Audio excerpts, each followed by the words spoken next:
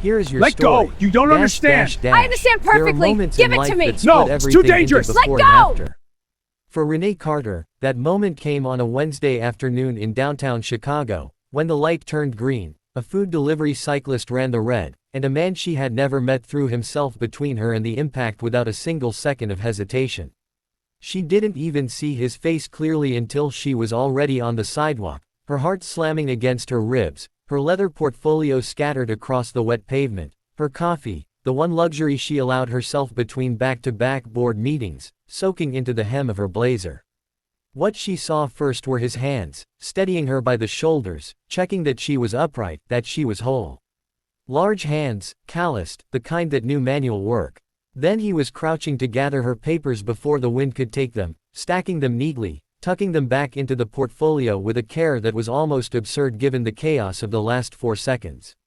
He handed it back to her. He looked at her once, brown eyes, tired around the edges, a small scar through his left eyebrow, and said, "You okay?" She said, Yes. Yes, thank you, But he was already moving. Back into the current of lunchtime foot traffic on Michigan Avenue, hands sliding into the pockets of a jacket that had seen better winters, shoulders disappearing into the crowd as efficiently as a stone dropped into water. Gone. Just like that. Renee stood on the sidewalk for a full 30 seconds, which was 29 more than she ever stood still. She was the CEO of Ardent Solutions, a logistics technology firm she had built from a spare bedroom and a maxed-out credit card into a company with 400 employees and offices in 3 cities. She was on Forbes lists. She had given a TED Talk. She managed quarterly earnings calls the way other people managed breathing, automatically, without thinking, because she had done it so many times it had become instinct. She was not a woman who got rattled.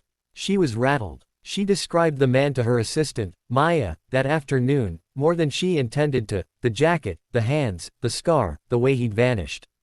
Maya listened with the careful expression she used when Renee was processing something out loud that she hadn't yet admitted mattered to her. "Do you want me to look into it?" Maya asked. "There are cameras on that block. The city might." "No," Renee said, too quickly. Then, more measured, "No. It's fine. It was just a good person doing a good thing. Let's get back to the Mercer account." But she thought about him. More than she expected to. Not romantically, not at first, it was something else, something more fundamental that bothered her, like a question she couldn't quite form. In her world, nobody did anything without a reason. Favors had strings. Kindness was a networking strategy. People moved toward cameras, not away from them. And here was this man who had absorbed the shock of a near collision, tidied up her scattered papers like it was the most natural thing in the world, and then walked away without leaving a name, a card, a moment of expectation. He hadn't even waited for a proper thank you. Who does that? She kept thinking. Who does that and just leaves? It was Maya who found him, 3 weeks later, not because Renee had asked her to, but because Maya was the kind of assistant who paid attention to what her boss needed even when her boss was too stubborn to name it. His name was Daniel Reyes. 38 years old. He worked a split shift, mornings at a commercial printing warehouse in Pilsen, afternoons doing facilities maintenance at an elementary school in Bridgeport, where his daughter Cora was in 2nd grade. He had been on his lunch break the day of the incident, eating a sandwich on a bench near the Art Institute, heading back to catch the bus, when he'd seen what was about to happen and moved before the thinking part of his brain had even formed a sentence. Renee read the brief Maya had quietly assembled and sat with it for a long time. 2 jobs. A 2nd grader named Cora. No mention of a partner. She looked at the photo Maya had found from the school's volunteer directory, Daniel in a green t-shirt, holding a paint roller at what looked like a gymnasium mural project, grinning at something off camera, his whole face different when he was relaxed. Younger. Lighter. She made a decision that she would later describe, in an interview she gave 2 years down the road, as the best business decision of her professional life, even though it had nothing to do with business. She called the school and asked to make a donation in appreciation of a staff member's community service, anonymous to everyone except the principal, who was instructed to tell Daniel only that someone wanted to say thank you. Attached to the donation was a scholarship in Cora's name, enough to cover private school tuition through high school if the family chose to use it. But before any of that arrived, Renee drove herself, No driver, no Maya, to the warehouse in Pilsen on a Thursday morning and waited outside by the entrance at 7 a.m., like someone who understood that important things sometimes required you to show up in person. He came out at 7:14, jacket collar up against the October wind, and stopped when he saw her. He recognized her. She could see it. He didn't look surprised exactly, he looked the way people look when something they assumed was finished turns out to have one more chapter. You didn't have to do this, he said. I know, she said. You didn't have to do what you did either. He was quiet for a moment. A truck pulled out of the loading bay behind them, rattling the air. Is everything okay? He asked. Did something happen?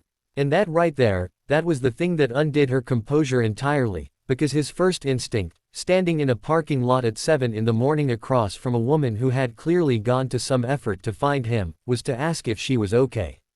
Not what do you want, not what does this mean for me. Just, are you alright? I'm fine, she said, and her voice was steadier than she felt. I wanted to thank you properly.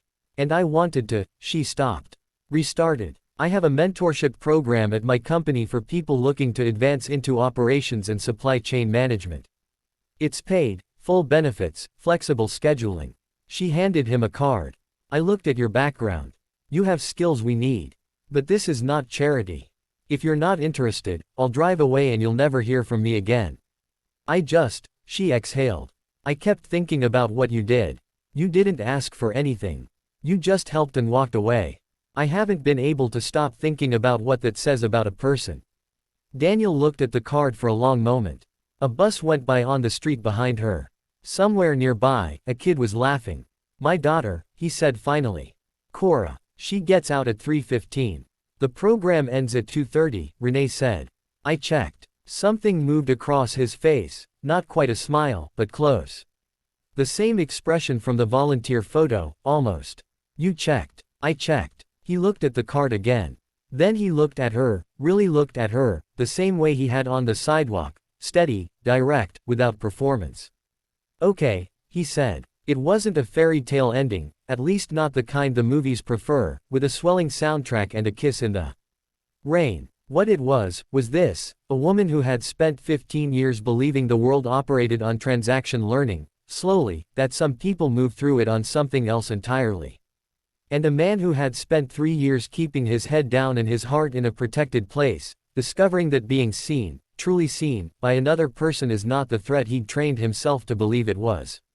Cora got her scholarship. Daniel got a career that let him sleep past 5 a.m., for the first time in years. Renee got something harder to put in a quarterly report, the reminder that the most powerful thing a human being can do is act without audience, without expectation, without waiting to see what it earns them. She still thinks about those 4 seconds on Michigan Avenue. The light going green. The cyclist. A stranger's hands, steadying her before she'd even understood she was falling. Some people save your life in ways that take years to fully measure. And some of them don't even stay long enough to learn your name.